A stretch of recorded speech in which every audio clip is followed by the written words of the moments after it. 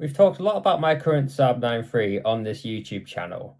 However, now I realise we haven't really focused very much on my first Saab 9.3. So I thought today would be a good excuse to give you some information on the Saab that kick-started this all. So I was 18 and I had passed my test and I was starting to look for my first car. So in the UK, most people get something small and low powered, but I didn't really want anything like that. I wanted something a bit different. A lot of family, friends and people I knew had owned Saabs. And because of this, I guess subconsciously I had some kind of attraction to Saabs. So I started looking at Saab 9.5s and Saab 9.3s. And as you can tell, the 9.3 spoke a bit more to me. And I decided that would be the car I would look at buying. So I first looked at buying a Saab 1.9 diesel. I saw a couple of different options, but none of them were really right for me. So I then started looking at petrols and I came across a 2006 Saab 9.3 Linear 1.8i. And as you can tell, that's the car I bought. It was really nice for a first car as well. So it was this deep metallic blue with heated leather cream seats. It was just a really nice first car. Another big reason I chose my 9.3 is because the insurance was a lot cheaper than smaller powered cars. And I could get a much better car in the Saab than I could anything else for a lot cheaper than anyone else could insure their car. And that's mostly because I live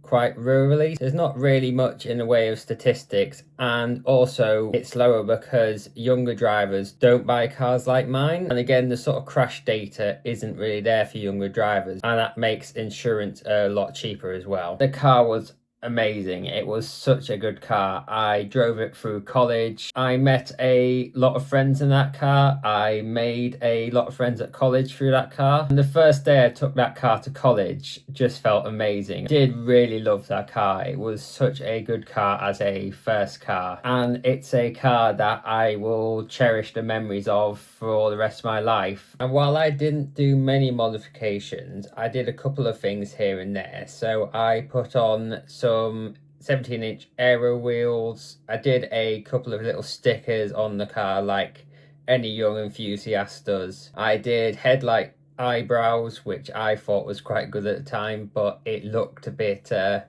they weren't painted, so they looked a bit out of place. I also put on some plastic covers to hide the horrible amount of rust on the arches.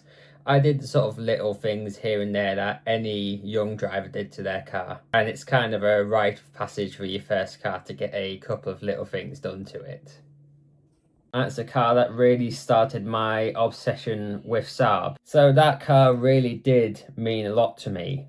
Sadly, it did go off to scrap not long after I bought the car that I own now. I had both the cars for, I think, 6 months. And in that time, the car did get used. It didn't just sit there. I attempted to sell it, but I wasn't really getting much interest. Obviously, being a lower spec, lower engine car, it's not really something that people look for. It's not really a Saab that is in high demand. And because of its age and the slowly increasing rust, it really wasn't worth more than scrap value. So I did give the car to my sister for a couple of months as she needed some transport. And she had it for about a year before it just became too rusty and too tired to go on. So that car went off a couple of years ago now. It was supposed to get scrapped. I don't know if it ever did get scrapped, or maybe it's just sitting in a scrapyard somewhere. It would be cool to know, but it's kind of difficult to track down cars in the UK. We don't have stuff like a Carfax like people have in the US. So if you guys did enjoy the video, then please like, comment, share and subscribe. I will talk to you guys again in the next video.